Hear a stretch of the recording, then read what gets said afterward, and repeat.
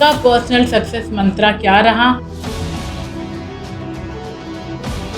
Communication skill is very very very important. पहले के parent में और आज के पेरेंट में भी बहुत डिफरेंस आप देखते होंगे। Parents are no more the role models for the children. मुझे सच में लगता है कि ज़्यादा सीखने की ज़रूरत पेरेंट्स को है, न कि बच्चों को है। के टीचर में सबसे बड़ा डिफरेंस आप क्या देखते हैं? Teachers are more into money earning also. क्यों लाख हो गया? आपके जैसे इंस्टीट्यूट्स मेरे टाइम में नहीं होते थे। कैसे आपको लगता है कि ये गैप को फिल किया जा सकता है? Teacher should be life long learner. और आज का स्टूडेंट क्यूरोसिटी तो नहीं देख रहा है। यार तू छोड़ सारी टेंशन, मैं कोई जुगाड़ लगाता हूँ। पढ़ाने के तरीके से कुछ चेंज दिख रहा है? Practically nothing. NEP actually implement हुआ है या ये सिर्फ आई वॉश चल रहा है? गवर्नमेंट सेक्टर के अंदर पेपर्स में सब चीजें हैं, फाइल्स आर कंप्लीट। 11th-12th को बच्चे ने सीरियसली लेना अभी बंद कर दिया। स्कूलों के ऊपर रेड आई है। कि 43 में से 19 आते हैं। बच्चों को फेक अटेंडेंस दे रहे हैं। डिग्री के बेसिस पे तो जॉब नहीं मिलती है। Upskilling is very very important. Private schools में भी क्या आपको ये गैप दिखता है? हाँ जी, ये गैप तो है और ये गैप रहेगा। क्या ये प्रॉब्लम कभी इंडियन एजुकेशन सिस्टम में सॉल्व हो पाएगी? खुद को कर बुलंद इतना कि हर तदबीर से पहले खुदा बंदे से ये पूछे, बता तेरी रजा क्या है। आपको अगर हम एक दिन का एजुकेशन मिनिस्टर बना दें, क्या चेंज लाएंगे?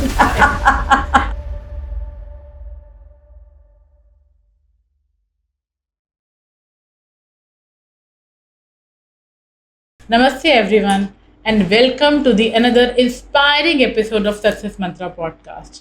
आज हम बात करेंगे स्टूडेंट्स की, पेरेंट्स की और टीचर्स की, और मैं गारंटी करती हूँ कि आज हमारे साथ जो गेस्ट हैं उनके लाइफ के बारे में जानने के बाद, उनके एजुकेशन इंडस्ट्री में एक्सपीरियंस के बाद ये बहुत ही आई ओपनिंग सेशन होगा हम सबके लिए। आज की हमारी गेस्ट डॉक्टर मधु वेद, जो 3 डेकेड से अपनी लाइफ को एजुकेशन, मेंटरशिप और लीडरशिप में डेडिकेट कर चुकी हैं, और हम बहुत ही हैप्पी हैं, बहुत ही एक्साइटेड हैं आज उनके साथ बहुत सारी बातें करने के लिए। I am so delighted to have her at our podcast today. Most welcome doctor Madhu Ved. We are really happy to have you here. Thank you ma'am, thank you so much. Ma'am, success mantra podcast में हम सब, हमारे सारे audience, हमारे parents, हमारे students सब ये जानना चाहते हैं कि आपका पर्सनल सक्सेस मंत्रा क्या रहा और साथ में आपका प्रोफेशनल सक्सेस मंत्रा क्या रहा? There is a difference in personal and professional ma'am. And personal मेरा जो लाइफ मंत्रा है that is very different from others. और मैं सोचती हूँ कि ये स्टूडेंट नहीं, sometimes I feel they are my child. तो personal relationship is my personal, not only delivering the content of my subject. बच्चे के सिर पर हाथ रखना, बच्चे से कनेक्शन बना के रखना, ये मेरा पर्सनल है। एंड प्रोफेशनल मैम ऐसा रहता है थोड़ा सा कि बच्चा मार्क्स अच्छे लेकर आए, स्किल्स बच्चे में अच्छी जाएं, क्योंकि मेरा फोकस रहता है कि जो बच्चा पढ़ रहा है उसको जॉब मिलना, स्किल ओरिएंटेड। ये मेरा प्रोफेशनल अप्रोच रहती है जिसमें बच्चे की अपडेटिंग हो, अपस्किलिंग। मैम, 3 डिकेड से भी ज़्यादा एक सेक्टर में बिताना, उसको इतने अच्छे से निभाना, उसमें इतना एक्सपीरियंस गेन करना, क्या क्या चैलेंजेस आए आपकी लाइफ में? This a very good question ma'am. Challenges की अगर मैं बात करती हूँ, नेवर एंडिंग। बट मेरे जैसा पर्सन, और जब मैं सोचती हूँ कि टीचर्स ऐसे ही होते हैं कि they convert challenges into opportunities.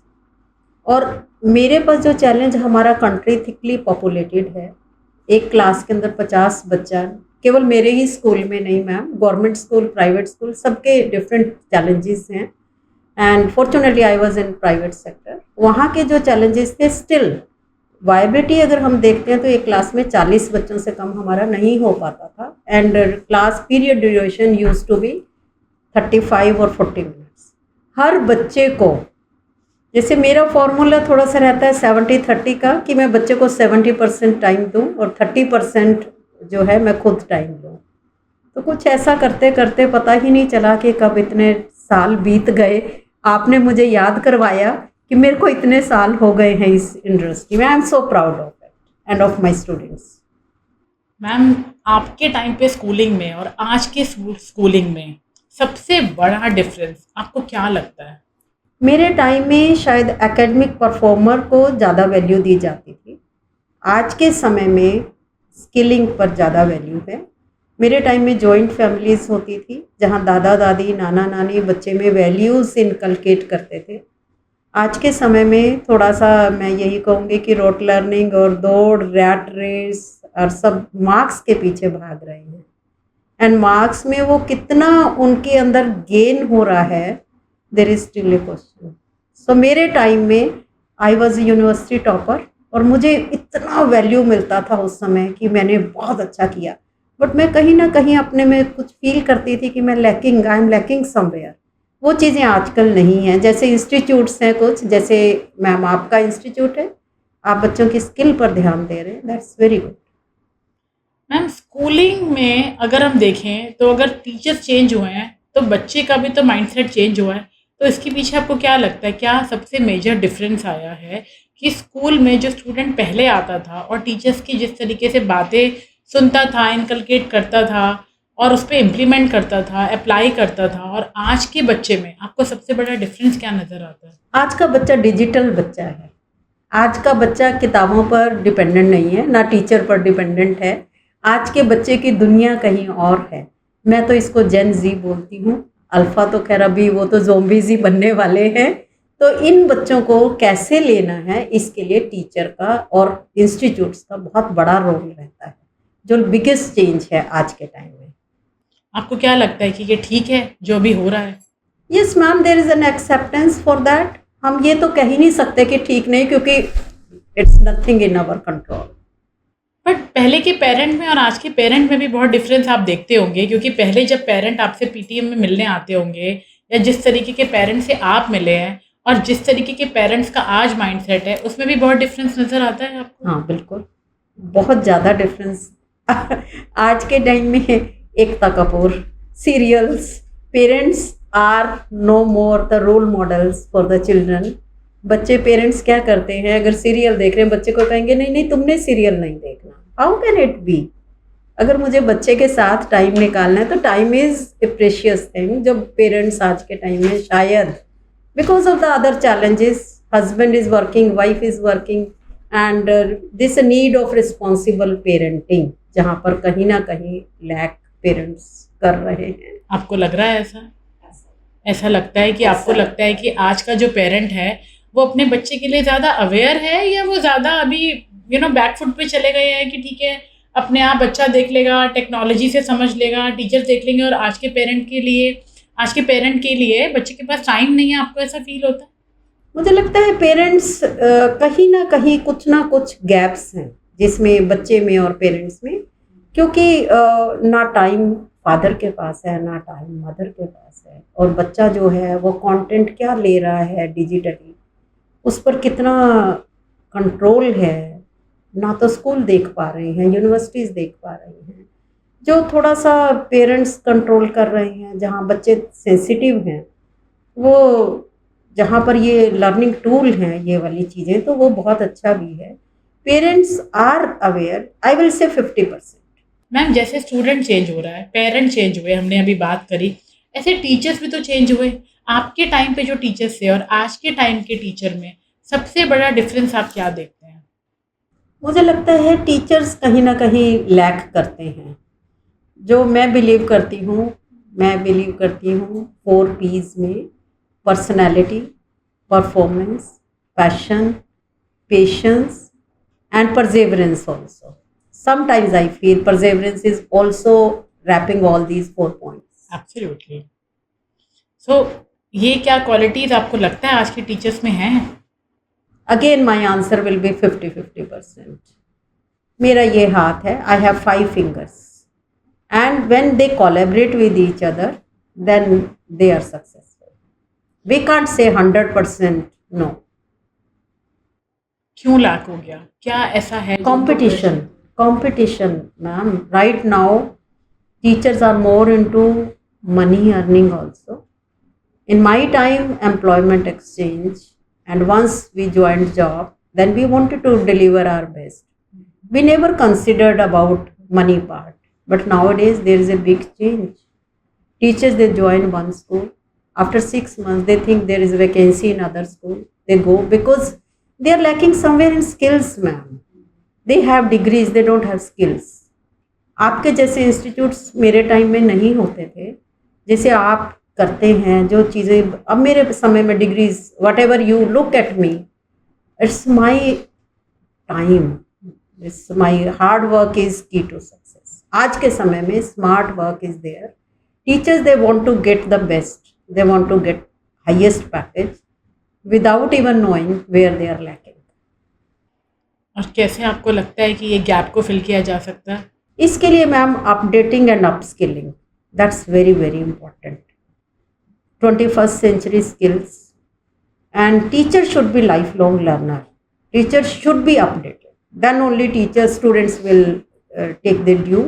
The reason being is right now teachers are not the only resources for the students.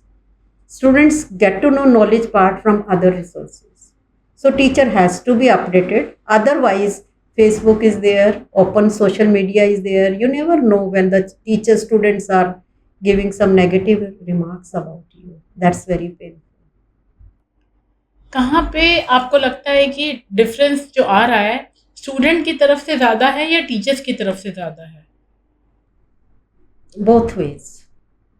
इसमें एक पॉइंट मैं ऐड करना चाहती हूँ ma'am. Parents also stakeholders I would say like that कि इसमें parents are neglecting somewhere.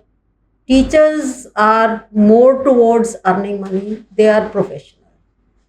And students, they have more inclination towards digital tools. So the reason being is students, they want to get the highest package.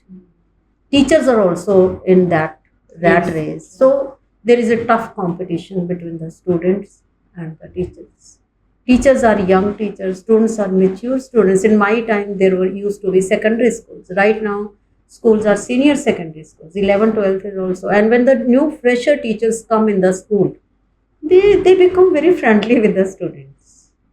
And they talk a lot instead of content. So that is not bad according to me. But we should have 70-30 ratio. I strongly believe in that. Or 80-20 we can go for. Can you please explain what is this?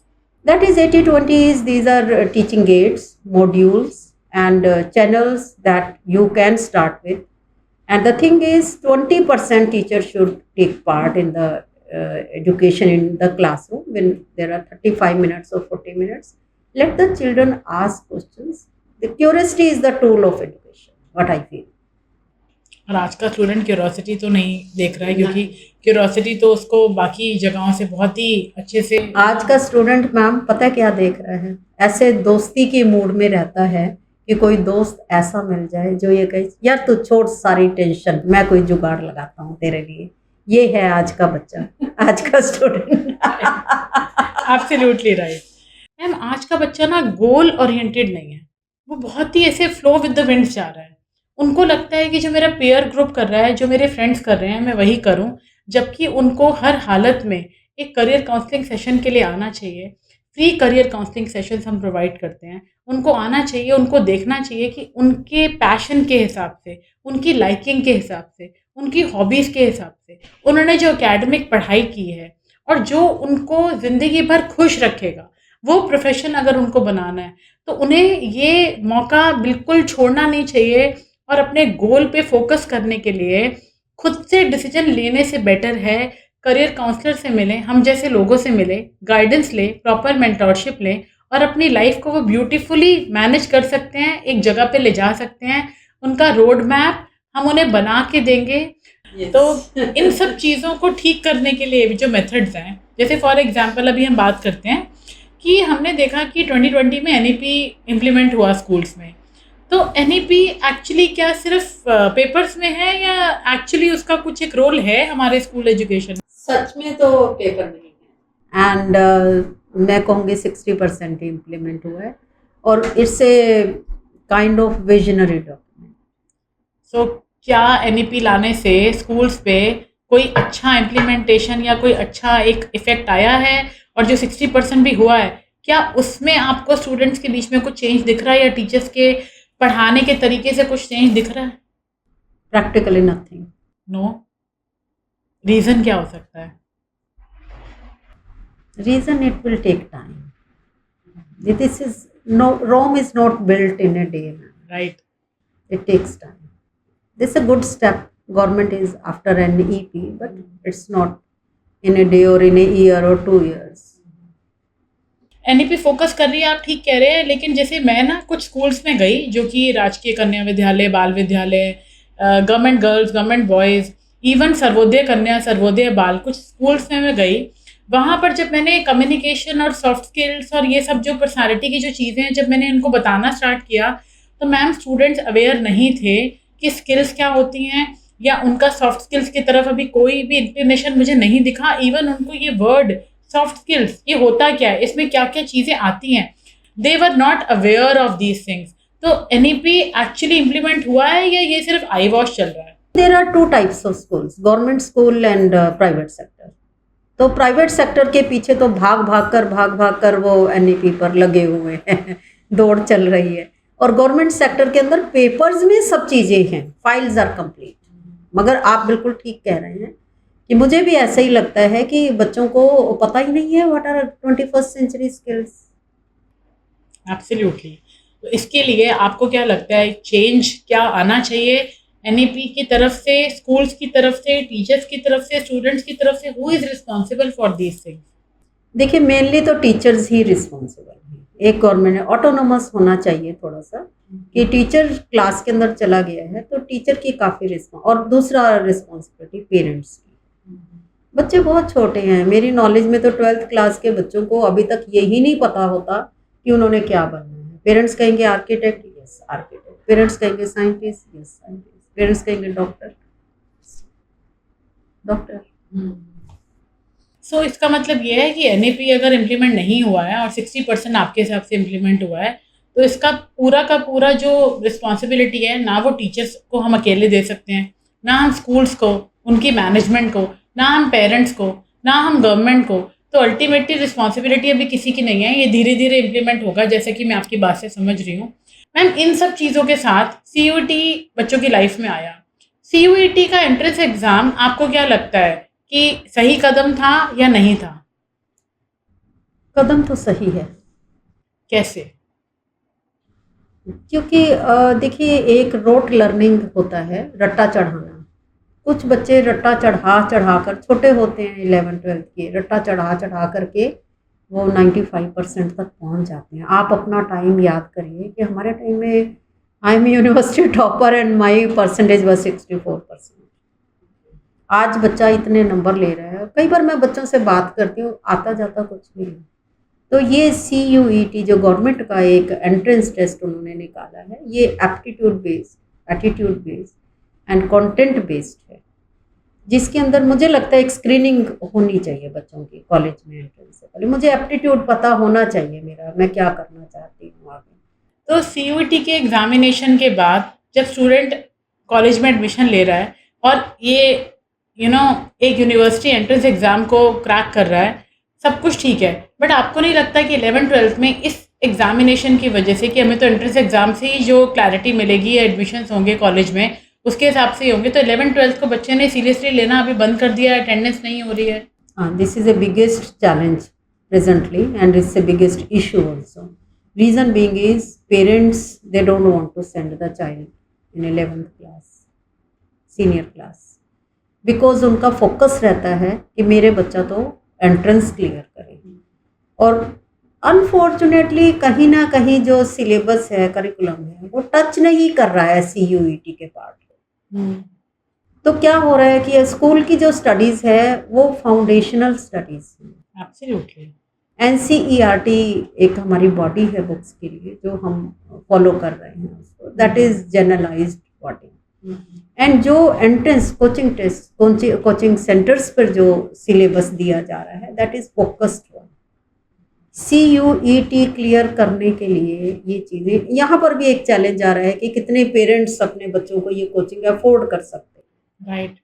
तो CUET जो मैंने अभी तक के results देखे हैं वो अच्छे रिजल्ट्स आ रहे हैं बच्चों के, एंड यू कैन जज a child. Absolutely, college admission के लिए। बट जब बच्चा 11th और 12th में स्कूल ही नहीं जाएगा, अटेंडेंस ही नहीं होगी, वो स्कूल के करिकुलम को देखेगा ही नहीं, तो कहीं ना कहीं स्कूल्स के एजुकेशन पे ये इफेक्ट आ रहा है और बच्चा सीयूटी के एंट्रेंस एग्जाम की प्रिपरेशन के लिए और जगह पे जा रहा है, अपने आप प्रिपरेशन कर रहा है, बट स्कूल की अटेंडेंस तो इम्पैक्ट हो रही है ना मैम। आपने देखा होगा पिछले 2-3 महीने पहले से ये बहुत न्यूज़ में रहा है, स्कूलों के ऊपर रेड आई है, नॉन अटेंडिंग स्टूडेंट्स बिल्कुल बैंड हैं आज के टाइम में। अगर बच्चे स्कूल आ रहे हैं, अटेंडेंस 75% समथिंग, इतनी attendance is mandatory by board. तो वो अटेंडेंस कंपलसरी करने के लिए स्कूल्स क्या कर रहे थे at present, many of the schools, not all, वो क्या कर रहे थे, बच्चों को फेक अटेंडेंस दे रहे थे। एब्सोल्युटली। तो वो अब गवर्नमेंट पीछे पड़ी हुई है इस चीज़ को बंद करने के लिए, and very soon the results are coming up. I believe that attendance is there are two, there are some skills that are needed, like some personality traits are there, punctuality, discipline.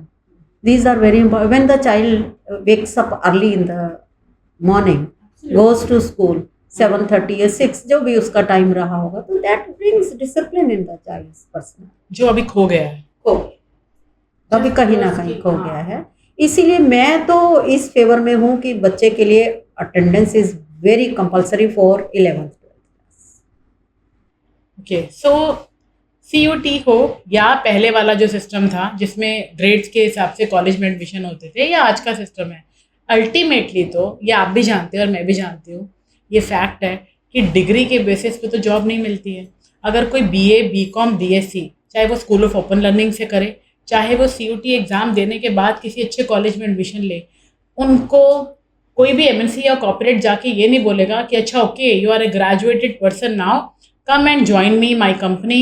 तो आपको क्या लगता है कि चाहे college बच्चा BA, BCom, BSc करने जाए और वो रेगुलर से करे या ओपन से करे, आपको क्या लगता है कि एम्प्लॉयबिलिटी एक जो इशू था वो पहले भी था और आज भी है? वही है मैम, उसी के लिए मैं बार बार कह रही हूँ कि skills updating and upskilling is very very important. जैसे आपका इंस्टीट्यूट है, आप इसमें बच्चों की स्किल्स पर काम कर रहे हैं।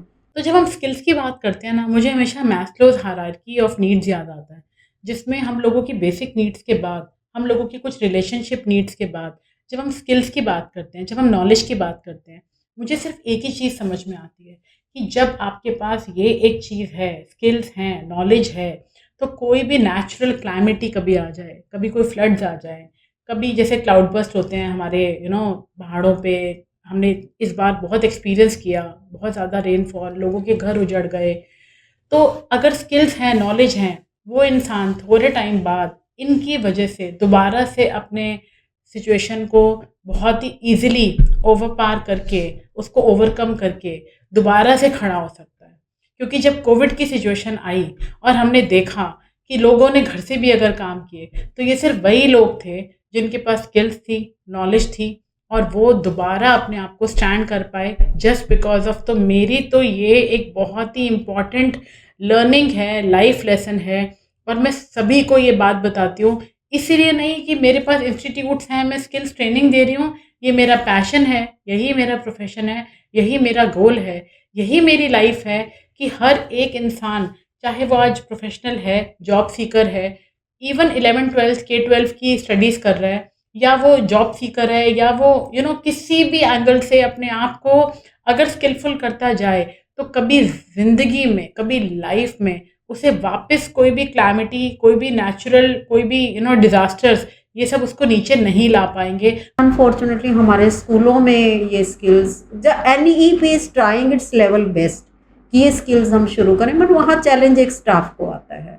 जैसे वायबिलिटी नहीं आती है, हम स्टाफ नहीं रख पाते हैं इतना। बच्चों को, पेरेंट्स को ये लगता है कि नहीं, वो हमारे परफॉर्मेंस CBSE बोर्ड में यही क्वेश्चन होता है, तेरे कितने नंबर आए, तुम्हारे बच्चे के कितने नंबर आए, मेरे बच्चे के 98%, तुम्हारे बच्चे के 80%, इट मीन्स तुमने ध्यान नहीं दिया या बच्चा बहुत वीक है, जबकि ऐसा नहीं होता। तो स्टाफ की कमी की वजह से क्या वो इस चीज़ को अच्छे से इम्प्लीमेंट नहीं कर पा रहे हैं? ये तो गवर्नमेंट को भी पता ही होगा। फिनेंस इशू आता है मैम, उसके पीछे प्राइवेट पीपी मॉडल आया था पीछे, प्राइवेट एंड पब्लिक मॉडल। कोशिश हो रही है, Rome is not built in a day, again I will say. Ma'am मैं ये कहती हूँ कि बच्चा स्कूल पर ही क्यों डिपेंडेंट रहे। मैं कहती हूँ 6 आवर्स का स्कूल होता है, उसके बाद पेरेंट्स की रिस्पॉन्सिबिलिटी है, कम्युनिटी की रिस्पॉन्सिबिलिटी है, अपनी स्किल्स को। मैम जैसे मैं पैशनेट हूँ म्यूजिक के लिए, जब कोई बात बिगड़ जाए तुम देना साथ मेरा ओ हम नवाज। अपनी स्किल, मुझे म्यूजिक अच्छा लगता है तो मैं स्कूल पर क्यों डिपेंडेंट रहूं। मैं घर में अपने 5 घंटे 4 घंटे मेरे पास है, मैं क्यों नहीं अपनी पैशन पर वर्क करती हूँ। अच्छे टीचर्स भी वही होते हैं जो पैशनेट होते हैं अपनी चीज़ के लिए, और अगर हम पैशनेट हैं तो हमें जॉब भी मिलेगा और हम जॉब में सक्सेसफुल भी होंगे। आप नहीं मानेंगे इस बात को, but it is a fact. नहीं, I am actually realising this fact कि स्टाफ की कमी की वजह से, टीचर्स की कुछ एक एम्प्लॉयबिलिटी की कमी की वजह से गवर्नमेंट स्कूल्स में मानती हूँ कि इम्प्लीमेंट नहीं कर पा रहे होंगे। प्राइवेट स्कूल्स में भी क्या आपको ये गैप दिखता है? हाँ जी, ये गैप तो है और ये गैप रहेगा भी। अब क्यों वो इस चीज़ को पूरा फुलफिल नहीं करते? क्यों वो बहुत ज़्यादा टीचर्स रख के इसको सेग्रीगेट कर देते हैं कि चलो ठीक है, अगर एक क्लास में 20-30 बच्चों को एक टीचर पढ़ा सकती है और उनको स्किलफुल बना सकती है, तो इस गैप को स्कूल्स आपके हिसाब से फुलफिल क्यों नहीं कर पा रहे? क्या ऐसी कमी जा रही है? देखो मैम, इससे सबसे बड़ा पॉइंट है हमारे teachers are not trained. That's the biggest challenge ma'am. Teachers में खुद भी स्किल्स नहीं है। मैंने एमए इंग्लिश किया मैम, मुझे इंग्लिश में I am university topper, but I don't know how to speak, how to go for good communication. I don't know. That you have to acquire. No course, no syllabus, nothing is being completed here in these things. That's the same way in Sanskrit language. I don't know much about other subjects, but no system is taking care of my pronunciation part. Communication skill is very, very, very important for anybody, whosoever is in private school or private public school. मेरे पास counselling के लिए बहुत सारे लोग आते हैं, जिसमें बहुत सारी फीमेल्स हैं जो कहती हैं कि हमारी मदर्स ने जब जेबीटी किया था, एनटीटी किया था, बीएड बीए किया था, तो उनकी जॉब एम्प्लॉयबिलिटी स्कूल में टीचिंग उनका अगर पैशन रहा तो वो उनको मिलता चला गया। लेकिन आज का स्टूडेंट जब मेरे पास आता है तो वो कहता है कि कंप्यूटर स्किल्स मुझे चाहिए, मुझे थोड़ा आईटी स्किल्स चाहिए, मुझे एआई पे वर्क करना सिखाओ, मेरी कम्युनिकेशन बहुत स्ट्रांग होनी चाहिए। वो बिल्कुल अलग बात है कि चाहे मैं हिंदी की टीचर हूँ या संस्कृत की टीचर हूँ। तो ये सारी चीज़ें मेरे सामने मैं डेली फेस कर रही हूँ। तो आपको क्या लगता है आज का जो टीचर है उसको किस बेसिस पे जॉब मिलती है? अगर पहले हमें जेबीटी, एनटीटी या बीएड के बेसिस पे जॉब मिलती थी, आज तो वो बिल्कुल नहीं मिल रही है। तो आपके हिसाब से आज ये सब जो मैंने स्किल्स आपको बताई हैं, जो मेरे इंस्टीट्यूट में लोग एक्वायर करने के लिए आते हैं, आपको लगता है कि ये उनको एम्प्लॉयबल बनाएंगी ये skills?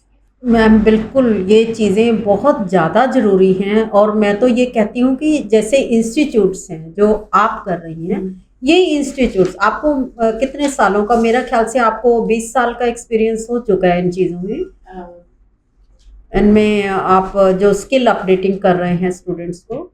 It's more than 17 years that I'm heading this institute. I've started these institutes in 2008. One is Global Institute for Computer Technologies and one is Global Institute for Language and Personality. So GICT में ये सारी technical skills का हम ध्यान रखते हैं और बहुत दूर दूर से लोग आते हैं कि उनको पता है कि अगर उनको टीचिंग उनका एक पैशन है और उनको अगर ये स्किल्स चाहिए तो वन स्टेप अवे एक ही पूरे प्रेमाइसेस में they are acquiring English skills, communication skills, problem solving skills, personality development, they have to groom themselves, IT skills, AI, सब कुछ है एक ही एक ही premises में। तो हम ट्राई तो कर रहे हैं कि ये जो गैप है हमारे इंडस्ट्री में ये हम फुलफिल करें किसी ना किसी तरीके से, बट फिर भी अभी बहुत सारे और गैप्स हैं, जैसे कि स्कूल्स मेनली ये स्किल्स ना देखकर अभी टीचिंग की जॉब्स को किस बेसिस पे दे रहा है, मैं आपसे वो जानना चाह रही हूँ। टीचिंग्स के जॉब्स का देखो, एक तो एंट्रेंस है, ये फिर यहाँ पर 2 मॉडल्स आ रहे हैं, एक प्राइवेट स्कूल्स आ रहे हैं, गवर्नमेंट स्कूल्स आ रहे हैं। प्राइवेट स्कूल जो जॉब दे रहे हैं वो पर्सनैलिटी पर दे रहे हैं, वो कम्युनिकेशन स्किल्स पर दे रहे हैं, वो प्रॉब्लम सॉल्विंग पर दे रहे हैं, वो क्रिटिकल थिंकिंग पर दे रहे हैं। वो केवल आपका सीवी लेने के बाद भी वो आपको इंटरव्यू के लिए कॉल करते हैं, इंटरेक्शन के लिए कॉल करते हैं। वो आपके टीचिंग स्किल देख रहे हैं कि आप पर चाइल्ड कैसे अपने को कंटेंट डिलीवर कर रहे हैं। तो वो प्रोबेशन देते हैं। कुछ प्रोबेशन में पहले 1 ईयर का प्रोबेशन होता था, वो टीचर का देखने के बाद उसका देन करते हैं, क्योंकि discipline is also very important part of teaching. Job search strategies क्या हैं ये लोगों को पता ही नहीं है। इंटरव्यू पे जाना है, but pre interview, during interview and post interview सब बच्चे फोकस करते हैं, सारे लोग फोकस करते हैं ड्यूरिंग इंटरव्यू प्लीज हमें प्रिपरेशन करा दो, बट प्री इंटरव्यू और पोस्ट इंटरव्यू के बारे में कोई बात नहीं करता। तो मेंटोरशिप, गाइडेंस, करियर काउंसलिंग बहुत इंपॉर्टेंट है। तो मैं सब स्टूडेंट से इस पॉडकास्ट के थ्रू या आपके थ्रू जितने भी लोगों से आप मिलते हैं एजुकेशन सेक्टर से जुड़े हुए हैं, उनको सबको मैं ये बोलना चाहती हूँ कि हर चीज़ का सॉल्यूशन है। तो उनको बस एक कदम बढ़ाना है और उनका करियर हम 100% फ्रूटफुल रखेंगे और उनको उनके करियर की तरफ बहुत आगे लेके जाएंगे। ये मेरा प्रॉमिस है सबसे। मैम, स्कूल्स की हम बात कर रहे हैं कि स्कूल्स में ऐसा होना चाहिए, स्कूल्स में बच्चा डिसिप्लिन होना चाहिए, पेरेंट को भी बहुत ध्यान रखना चाहिए, टीचर्स को भी बहुत ध्यान रखना चाहिए। कॉलेजेस में सिर्फ थ्योरी पढ़ाई जा रही है, बच्चा जा रहा है, कभी अटेंडेंस लग रही है, कभी टीचर्स नहीं है, प्रोफेसर्स नहीं है, उनकी क्लास में भी 50-50, 60-60 बच्चे हैं। रोज़ अपना टाइम, एफर्ट, एनर्जी, मनी सब बच्चा लगा के कॉलेज जा रहा है। रेगुलर कॉलेज की मैं बात कर रही हूँ। तो क्या उनके लिए कुछ भी ऐसा नहीं है कि वो कुछ ऐसी चीज़ें इम्प्लीमेंट करें अपने कॉलेजेस में जिसमें बच्चा 360 डिग्री अपने आप को एक पूरा न्यू वर्जन के साथ बाहर जब निकले और डिग्री के बेसिस पे एम्प्लॉयबिलिटी हो पाए? ऐसा कॉलेजेस की कोई बात नहीं करता है, सिर्फ स्कूल्स की एनईपी के बारे में या सीयूटी एंट्रेंस एग्जाम आया उसके बारे में बात करते हैं। Ma'am, NEP is in schools, in colleges, in universities, everywhere. And as per my experiences, universities are also implementing NEP. And it's a very good step, I would say. जबकि हम successful नहीं हो रहे हैं इम्प्लीमेंटेशन में, मगर एक awareness तो आ रही है। एक लोगों को पता चलने लग गया है कि सिर्फ तुम्हारे मार्क्स काम नहीं आएंगे जॉब के लिए, उसके लिए आपको इंस्टीट्यूट्स की ज़रूरत पड़ेगी। जैसे ये आपके टाइप का इंस्टीट्यूट है जो आप स्किलिंग पर ध्यान दे रहे हो। मेरे पास मैम डिग्री नहीं है, कुछ नहीं है, बट मैं मार्केट में चीज़ें तो ऑनलाइन परचेज कर रही हूँ ना। अगर आपने डिजिटल मार्केटिंग ही बच्चे को सिखा दी, अगर आपने कोई थोड़ा प्रॉब्लम सोल्विंग ही उसका कर दिया, कोई मोबाइल की रिपेयर है, अगर इस तरह के वर्क्स हैं, बच्चा सीख रहा है तो ठीक है, उसको डिग्री तो NIOS भी दे रहा है, ओपन स्कूल्स, नॉन कॉलेजेट्स भी ले रहे हैं। और BA B.Ed तो इतना इजी हो गया है, every child is BA right now. MA भी बहुत इजी हो गया है, एक्सपर्ट्स बन गए हैं, मगर आता जाता है। This is a very sad. और ये आपको क्या लगता है कि क्या ये प्रॉब्लम कभी इंडियन एजुकेशन सिस्टम में सॉल्व हो पाएगी? Yes ma'am, positive thinking. मैंने आपको पहले बताया था कि वी आर पॉजिटिव थिंकर्स। हम बहुत स्टेप्स ले रहे हैं। हम आज मैं यहाँ खड़ी हूँ आपके सामने, मैंने भी बहुत स्टेप्स, मेरी भी journey ma'am roller coaster journey रही है। मैंने भी बहुत चैलेंजेस फेस किए, but the thing is you should be optimistic. Nobody can eat omelette without breaking the egg. आपने बोला कि आपने भी बहुत चैलेंजेस फेस किए। एज अ वुमेन लीडर आपने क्या चैलेंजेस फेस किए, और आज की आप एक एक फीमेल को आप ऐसा क्या बता सकते हैं जिससे कि वो इन चैलेंजेस को बहुत अच्छे से फेस कर पाए? मैं तो ये कहती हूँ कि फीमेल अपने को फीमेल ना समझे। There is no difference in male and female. हमने आगे बढ़ना।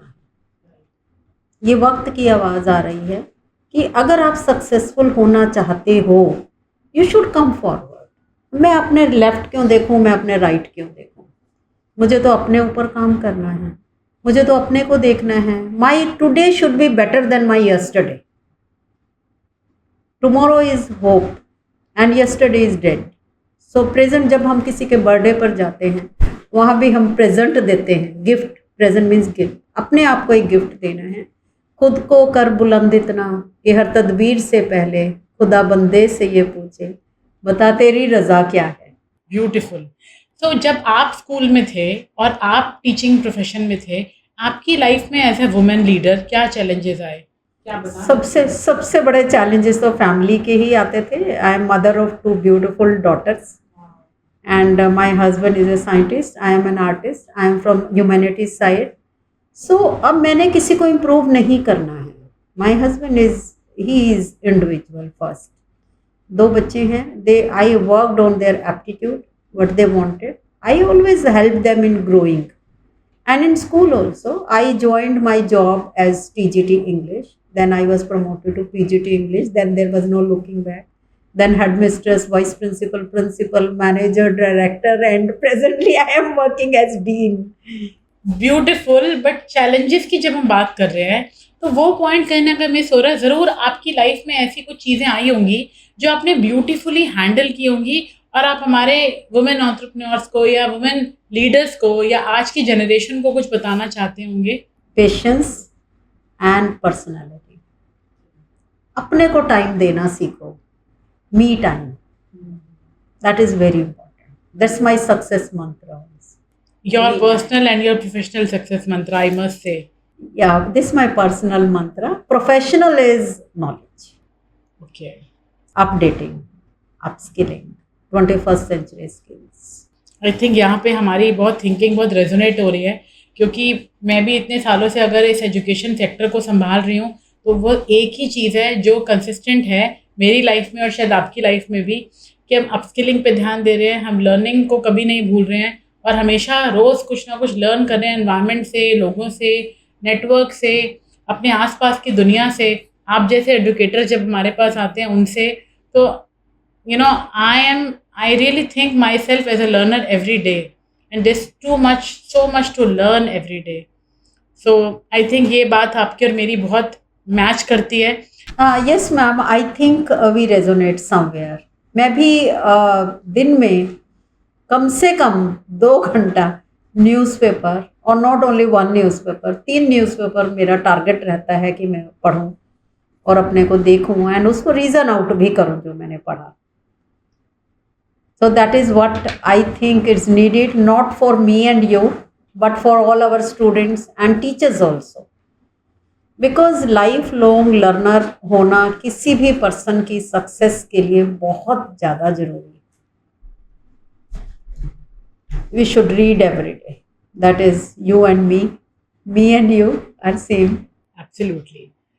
मैम हमने टीचर्स की बात की, स्टूडेंट्स की बात की, पेरेंट्स की बात की, NAP की बात की, उसकी इम्प्लीमेंटेशन की बात की, हमने CUET की बात की.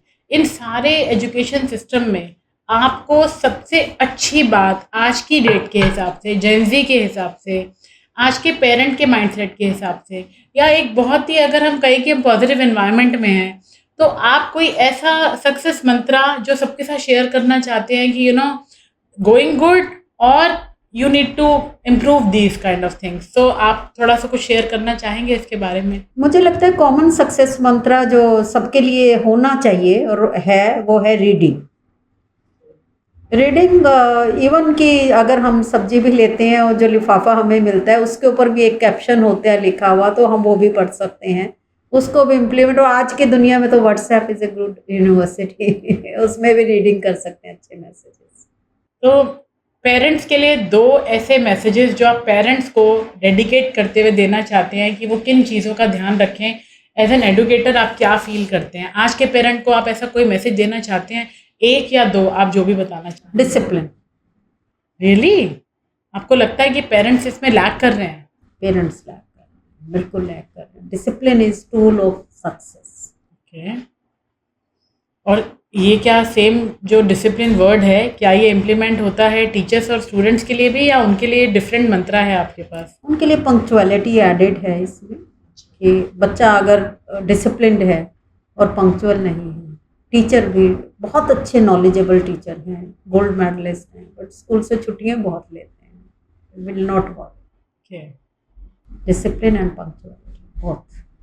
तो हम सबने नायक मूवी देखी और हमने देखा कि वहाँ पे जो हीरो थे उनको एक दिन का CM बनाया गया. वो बहुत ही हाइपोथेटिकल सिचुएशन थी, ऐसा नहीं हो सकता है, लेकिन फिर भी हम इस बात को थोड़ा फ़नी वे में करने के लिए अगर एक हाइपोथेटिकल सिचुएशन लेते हैं और आपको अगर हम एक दिन का एजुकेशन मिनिस्टर बना दें तो आप क्या चेंज लाएंगे ऐसा जो आने वाली जनरेशन कभी नहीं भूलें कि डॉक्टर मधु वेद ने ये चेंज लेकर आए?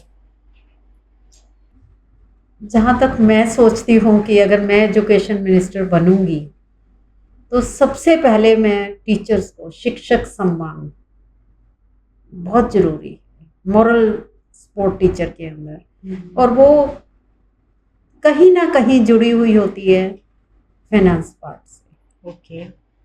एंड जो स्कूल अपने हैं, चाहे कॉलेजेस अपने हैं, एरिया वाइज बहुत डिफरेंट है।